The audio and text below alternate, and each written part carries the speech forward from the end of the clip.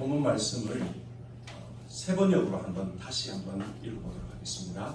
고린도전서 15장 1절에서 5절까지 말씀을 우리 세 번역 성경으로 다 같이 한번 읽어보도록 하겠습니다. 시작. 형제 자매 여러분, 내가 여러분에게 전한 복음을 일깨워 드립니다. 여러분은 그 복음을 전해 받았으며 또한 그 안에 서 있습니다. 내가 여러분에게 복음으로 전해드린 말씀을 헛되이 믿지 않고 그것을 굳게 잡고 있으면 그 복음을 통하여 여러분도 구원을 얻을 것입니다. 나도 전에 받은 중요한 것을 여러분에게 전해드렸습니다. 그것은 곧 그리스도께서 성령대로 우주를 대하여 주셨다는 것과 무덤에서 붙이셨다는 것과 성령대로 사흘날에 살아나셨다는 것과 베드로에게 하시고 다음에 12제자에게 나타나셨다고 하는 것입니다. 아멘. 복음이란 한자 단어입니다. 복복자의 소리음자로 된 단어입니다. 글자 그대로 복된 소리입니다. 영어로는 가스펠, 굿뉴스, 그리고 신약 성경 원어인 그리스어로는 유앙겔리온이라고 한다고 설교 시간에 한두 번쯤 들어보셨을 겁니다. 어쩌면 우리 믿는 자들에게 다소 식상한 단어가 바로 복음입니다. 너무 많이 들어서 이제는 좀 지겹기까지 한 단어가 바로 이 복음이 아닌가 싶습니다. 심지어 주일학교 찬양에도 있습니다. 이런 가사들이죠. 복음을 심었습니다. 복음이 싹이 났네요. 복음이 자랐습니다. 복음이 30배에 맺었습니다. 이런 찬양도 있습니다. 그런데 문제는 복음이 무엇인가라고 우리 믿는 사람들에게 질문해보면 믿는 사람들 중에는 복음이 무엇인지 명확하게 설명을 잘 못하는 사람들이 있다는 것입니다. 너무 많이 들어서 지겹기까지 한 단어가 복음인데 막상 질문해보면 간단 명료하게 대답을 못한다는 것입니다.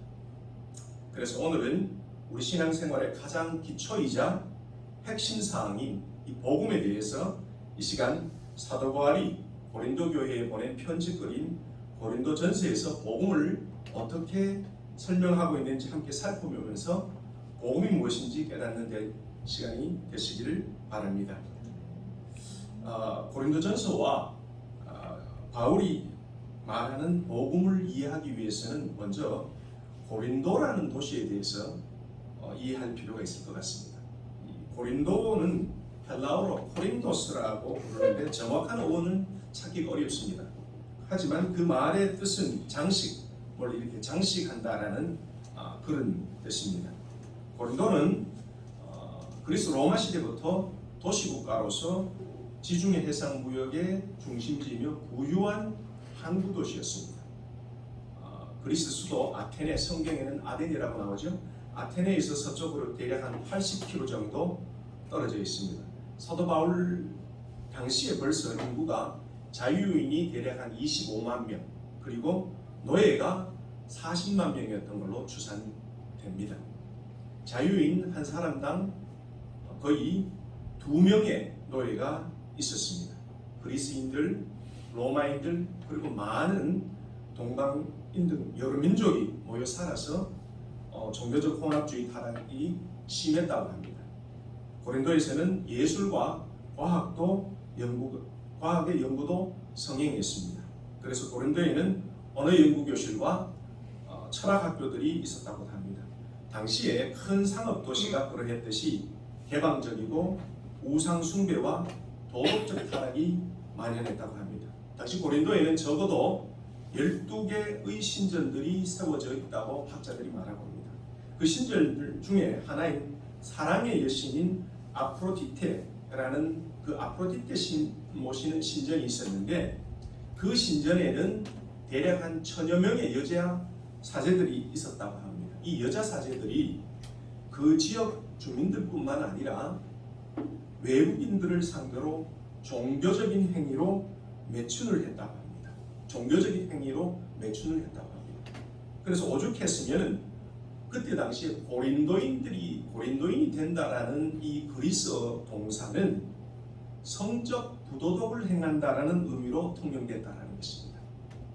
세상적으로 보면 정말 이 고린도는 거칠 것 없이 잘 나가는 범세계적인 도시가 바로 이 고린도였습니다.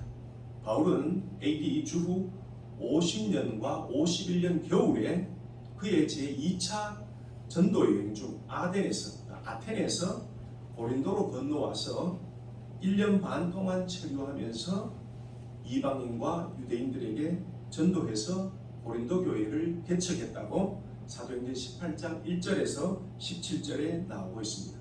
사도 바울은 로마 클라우디스 황제 칙령에 의해 AD 49년에 로마로부터 추방되어 온 고린도에 온 유대인 부부, 여러분들 익히 들어서 잘 알고 있는 아굴라와 브리스길라와 같이 천막을 만들면서 그곳의 유대인 회당에서 복음을 선포하기 시작했습니다. 상당수의 유대인들과 이방인들이 믿기 시작했습니다. 처음에는 별다른 문제가 없는 듯 했습니다. 그러나 바울이 그의 3차 전도여행 대략 AD 한 55년경에 오늘날 터키 에베소에서 고린도 교회의 소식을 전해 들었을 때는 그 사이에 어떤 일이 있었는지는 모르지만 어쨌든 이 고린도 교회가 온갖 문제투성이의 교회가 되었다는 소식을 전해 듣습니다. 한마디로 고린도 교회는 모든 시대의 교회가 갖는 온갖 문제의 본보기들을 가진 교회가 되었습니다. 그래서 오늘 우리가 읽은 이 고린도전서는 이런 문제들을 다루는 책입니다. 그럼 이제 고린도 교회에 어떤 문제들이 있었는지 간단하게 한번 살펴보겠습니다. 고린도 교회는 다음과 같은 문제들이 있습니다. 첫 번째는 교회 공동체 안에 파벌이 있었습니다. 1장 10절과 4장 21절에 나오는 내용입니다. 설립자 바울을 지지하는 바울파가 있었고요. 그리고 바울의 후임자로 유대인 출신 학자 아볼로를 추정한다는 이 아볼로파가 또 있었습니다. 그리고 예수님의 수제자 베드로를 지지하는 이 게바파라는 사람들이 있었습니다. 그리고 또 그리스도파라고 자칭 그리스도에게 속한 자들이라고 주장하는데 이들은 예수님의 부활을 목격했거나 주님의 공생의 기간에 주님과 직간접적으로 관계에 있었던 사람들로 자신들을 그리스도파라고 부르고 있습니다. 이렇게 많은 파벌들이 형성되어서 공동체 안에서 경쟁 관계에 있으면서 으르렁거렸습니다. 이 파벌 문제만 있었던 게 아니라 또 어떤 문제, 심각한 문제들이 나오기 시작합니다. 고린도전서 5장에 보면 어떤 남자가 자기 아버지의 아내, 그러니까 의붓 어머니겠죠. 의붓 어머니와 동거했다라고 그 내용이 5장에 나와 있습니다. 그리고 6장 1절에서부터 11절에 보면 또 어떤 문제들이 있었냐면 그리스도인들 사이에 소송이 발생을 했습니다. 이 소송이 생겼는데 이 소송을 교회 안에서 교회법으로 순리적으로 해결하려는 것이 아니고 그들은 소송이 생기면 세상 법정에 가서 시시비비를 가리려고 했습니다. 그리고 또 어떤 문제가 있었냐면 고린도전서 6장 12절과 20절에 보면 이런 문제도 있었습니다. 어떤 교우들이 자유를 구실 삼아서 창녀와 관계를 맺었다고 합니다. 그런가 하면 또 어떤 사람들은 성행이라고 하면 무조건 죄악시하는 극단적인 사람들도 있었다고 고린도전서 7장 1절과 10절에 나왔습니다. 이뿐 아니라 어떤 사람들은 7장에 보면 결혼을 꼭 해야 한다. 또 반대로 어떤 사람들은 결혼을 하지 않아야 된다. 이런 결혼 논쟁이 또 있었습니다. 8장에 보면 또 어떤 논쟁들이 있었냐면 우상에게 바친 제물을 과연 먹어야 하는가 아니면 먹지 말아야 하는가 이런 우상에게 바친 제물 논쟁이 또 있었고요. 또 11장에 보면 어떤 문제들이 있냐면 성만찬을 오용해서 부자들은 그들이 가져온 제물을 배불리 먹고 가난한 사람들은 굶는 사례도 있었다고 합니다. 그리고 12장에 보면 고린도 교회의 다양한 영적 경험을 통해서 은사들이 나타나는데 이 은사 논쟁도 있었다고 합니다. 그리고 오늘 읽은 본문 15장에는 어떤 문제들이 있었냐면 부활이 있다 혹은 부활이 없다라면서 또 논쟁이 생겼습니다. 마찬가지로 금전적인 문제, 헌금 문제도 있었다고 나와 있습니다. 여러분은 이런 여러 가지 문제들 중에서 가장 심각한 문제는 뭐라고 생각하십니까? 그것은 아마 가장 심각한 문제는 바로 예수 그리스도의 부활을 부정하는 것입니다. 부활을 부정한다는 것은 곧 복음을 부정한다는 소리입니다. 영국의 신학자 윌리엄 바클레이는 부활이 없는 교회의 존재 의미는 없다. 부활 없이는 교회를 설명할 수 없다라고 말했습니다. 이는 기독교에서 부활이 얼마나 중요한 요소인지를 단적으로 나타내는 말입니다. 부활은 우리 기독교의 존재 기반입니다. 사도 바울은 오늘 본문에서 복음을 선포합니다. 그리고 이 복음을 고린도 교회에 다시 상기시키는 이유가 바로 그들 가운데 부활이 없다고 하는 자들이 있었습니다. 12절을 한번 볼까요? 고린도전서 5장 12절. 여기 보시는 것처럼 그리스도께서 죽은 자 가운데서 다시 살아나셨다 전파되었거늘 너희 중에 어떤 사람들은 어찌하여 죽은 자들 가운데서 부활이 없다 하느냐. 즉 사도 바울이 오늘 복음을 선포하는 가장 큰 이유는 다른 것이 아니고 부활이 없다라는 자들이 있었기 때문에 이들에게 다시 한번 복음을 선포하고 있는 것입니다. 그럼 본문을 통해서 사도 바울이 선포했던 복음에 대해서 구체적으로 살펴보도록 하면서 복음에 대해서 한번 깊이 생각해보는 그런 시간이 되었습니다. 합니다. 첫 번째 생각해 볼 것은 복음은 아주 간단합니다. 복음은 그리스도의 죽음과 부활입니다. PPT를 한번 볼까요? 복음에 대해서. 복음은 그리스도의 죽음과 부활입니다. 본문에 보면 3절부터 5절까지 복음에 대해서 쭉 설명이 되어 있는데 3절에 이렇게 되어 있습니다. 그리스도께서 성경대로 우리 죄를 위하여 죽으셨다는 것. 그리고 4절에 보면 이렇게 나와 있습니다. 그가 무덤에 묻히셨다는 것. 그리고 4절 하반절에는 성경대로 사흘 만에 다시 살아나셨다는 것. 그리고 5절에 보면 게바에게 나타나시고 12자에게 나타나셨다. 즉 이 네 구절을 요약하면 그리스도의 죽음과 부활이 복음의 핵심이라고 설명하고 있습니다. 예수 그리스도의 죽음은 우리 대신해서 우리 죄에 대하여 벌받았다, 저주를 받음으로써 죄인들에 대한 하나님의 진노를 풀어버린 제사라고 말할 수 있습니다.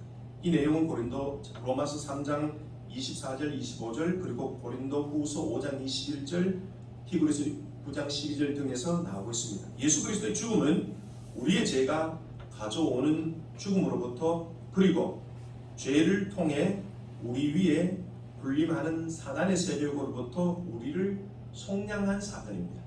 그러므로 예수 그리스도의 죽음은 죄인들을 의인들로 만들었다는 것입니다. 즉 우리 죄인들을 하나님과 올바른 관계로 회복시켰다는 의미입니다.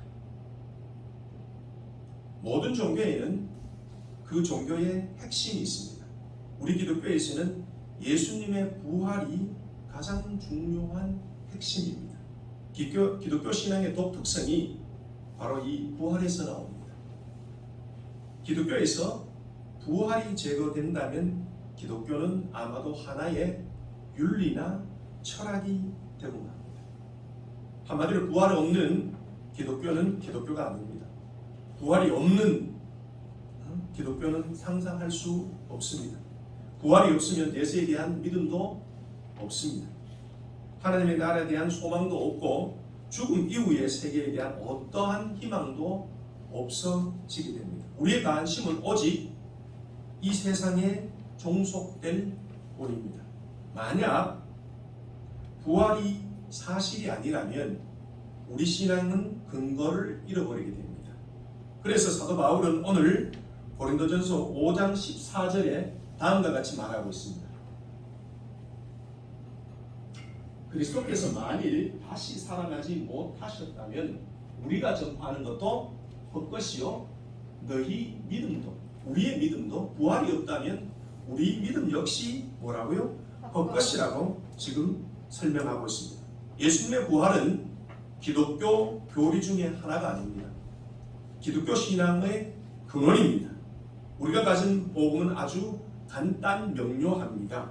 즉 그리스도의 죽음과 부활이 우리가 가진 복음의 핵심이라는 것입니다. 그러나 이 부활을 이해한다고 해도 진정 그리스도를 믿는 것이 아니라면 우리들의 믿음은 근거 없고 공허한 것이 될 것이며 나아가서는 구원을 받지 못할 것입니다. 두 번째 생각해 볼 것은 복음은 역사적 진실에 기초한다라는 것입니다. 오늘 읽은 본문 3절 서두에 이렇게 나와 있습니다. 내가 받은 것을 먼저 너희에게 전하였노니라고 기록하고 있습니다. 내가 받은 것이란 사도 바울 자신이 연구하거나 혹은 깨달아서 만든 것이 아니라고 합니다. 복음은 바울이 스스로 생각해낸 신비한 개념이 아님을 사도 바울 자신이 분명히 밝히고 있습니다. 여기서 받은이라는 말은 예수님의 죽음과 부활 및 그 사건에 관련된 사실들을 최초에 목격한 사람들이 개인적으로 그리고 거의 확실하게 입으로 전해준 전통을 의미합니다. 사도 바울 그가 선포한 복음의 사실들은 자신이 목격자들로 전해받은 것입니다. 아마도 베드로 및 야고보의 조언을 구하기 위하여 예루살렘 방문했을 때 받은 것 같습니다. 갈라디아서 1장 18절과 19절에 나오고 있습니다. 고린도전서가 AD 50년 초반에 쓰여졌다는 것을 감안할 때 부활 사건이 일어난 지가 불과 20년이 채 안 된다는 점을 우리는 알 수 있습니다. 왜냐하면 예수님이 33살에 돌아가셨기 때문입니다. 팔레스타인 땅 예루살렘에 일어난 부활 사건의 목격자들 상당수가 여전히 생존해 있기 때문에 바울은 오늘 읽은 본문 5절과 6절에서 게바를 비롯한 12제자와 그 후에 500여 행저에게 보이셨다라고 부활의 목격자들을 기록하고 있습니다. 부활에 대한 고린도인들의 의심에 주저없이 역사적 증거, 즉 목격자들을 들어서 지금 답하고 있습니다. 그리고 3절에 성경대로 죽었다는 것은 이사야 53장을 이야기하는 것입니다. 그리고 4절에 성경대로 사흘 만에 살아나셨다는 것은 호세아 6장 2절과 요나서 1장 17절에 나와 있는 것을 의미합니다. 그리스도의 죽음과 부활이 신약시대의 이례적 사건이 아니라 구약 선지자들의 예언과 율법을 통해서 하나님께서 이스라엘을 다루시는 일의 연속성과 성취로서 역사적 진실을 강조하기 위해서 성경대로라는 표현을 사용했습니다. 사도 바울이 지금 성경대로, 즉 성경 진술과 부활의 목격자들 언급하는 것은 복음이 역사적 진실에 기초하고 있음을 뜻하고 있습니다. 세 번째 생각해 볼 것은 그러면 과연 우리는 이 복음을 굳게 지키고 있는가라는 것입니다. 본문 2절을 보시면 이렇게 되어 있습니다. 굳게 지키고 헛되이 믿지 아니하였으면 이렇게 나옵니다. 이 말을 통해서 오늘날 우리가 가진 복음을 굳게 붙들지 않고 헛되이 믿을 수 있다는 사실을 우리는 깨달아야 합니다. 우리는 복음의 핵심을 계속 붙잡아야 하며 거기에 역사적 사실들을 확고하게 붙잡는 것도 포함되어 있습니다. 12절에서 보는 바와 같이 오늘날도 여전히 죽은 자의 부활이 없다라고 하면서 부활의 역사성을 부인하는 사람들이 비기독교인뿐만 아니라 오늘날 우리 교회 안에도 있습니다. 저들은 부활이 단지 종교적이고 초월적인 성격의 신앙 고백이기 때문에 결코 역사적 사실이 아니라고 주장하고 있습니다. 2000년 전 사도 바울이 살았던 시대뿐만 아니라 오늘 21세기를 사는 우리도 우리가 가진 복음을 헛되이 믿을 가능성이 그 어느 때보다 매우 높은 세월에 우리는 지금 살고 있습니다. 그 이유는 21세기 현대 첨단 과학기술 문명이 일상생활 속에서 우리를 흔들고 있기 때문입니다. 사도 바울의 표현처럼 우리의 복음을 굳게 지키지 못하게 하고 나아가서는 복음을 헛되이 믿게 할 개연성이 아주 높습니다. 일반적으로 우리가 사는 21세기를 AI 즉 인공시대라고 합니다. 두산백과사전을 제가 찾아보니까 이렇게 나와 있네요. 인간의 학습 능력과 추론 능력, 지각 능력, 자연 언어의 이해 능력 등을 컴퓨터 프로그램으로 실현한 기술을 의미한다라고 인공지능을 정의하고 있습니다.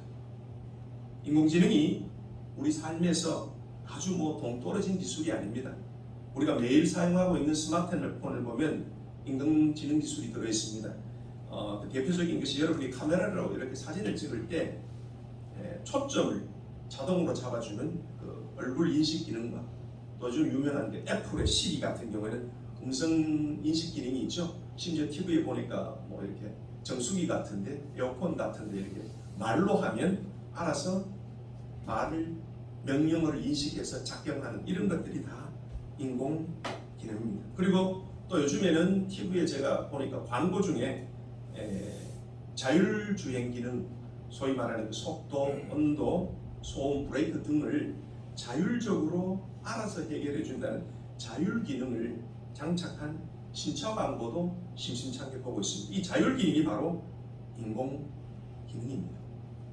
이런 것들은 인간의 개입 없이 인간이 의도하는 바를 알아서 처리해 주는데 이런 기능하는 모든 것을 우리는 인공지능이라고 하고 있습니다. 제가 왜 인공지능을 장황하게 설명을 하냐면 최근에는 어떤 일이 있었냐면 마침내 우리 종교 영역, 즉 구원의 영역에도 인공지능 로봇이 등장했다는 사실입니다.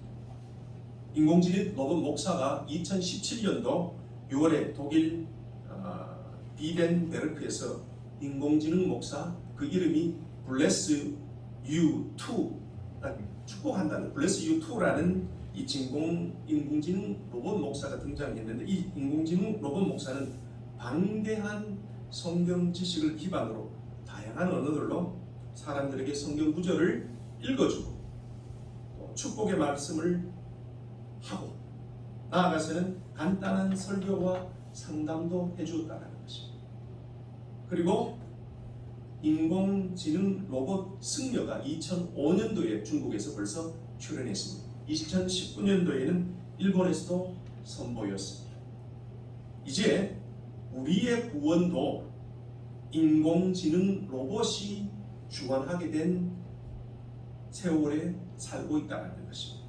지금 우리는 최첨단 과학 문명의 이기들을 사용하며 살고 있습니다. 앞으로도 계속해서 최첨단 과학 문명 아래 살게 될 것입니다. 이러한 최첨단 과학 문명은 부지불식간에 우리로 하여금 예수 그리스도의 복음, 즉 예수 그리스도의 죽음과 부활을 믿지 못하게 할 개연성이 아주 높습니다. 그렇다고 우리의 일상생활에서 현대과학 문명의 이익이나 유익함을 전혀 활용하지 말라는 소리는 결코 아닙니다. 과학기술 문명은 가치 중립적이지만 그것을 맹신하지 말라는 이야기입니다. 우리가 맹신의 사실은 인공지능 혹은 양자 컴퓨터가 결코 우리의 복음을 대체할 수 없고 우리를 구원할 수 없다는 사실입니다. 아멘. 이제 말씀을 정리하도록 하겠습니다. 여러분, 예수 그리스도의 죽음과 부활만이 우리의 복음입니다. 아멘. 예수 그리스도의 죽음과 부활은 우리를 위한 사랑의 사건이었고 궁극적으로 우리를 위한 하나님의 위대한 사랑입니다. 예수 그리스도의 죽음과 부활을 통한 구원은 인간들이 스스로 공로를 쌓아서 얻은 것이 아니라 하나님의 보내심을 받은 독생자 예수 그리스도가 우리를 위해 십자가의 죽음에서 자신을 내어줌으로써 이루어진 것입니다. 우리의 수고와 공로가 전혀 없습니다. 아멘. 즉 은혜로 대가 없이 우리에게 주어진 사랑의 사건입니다. 아멘.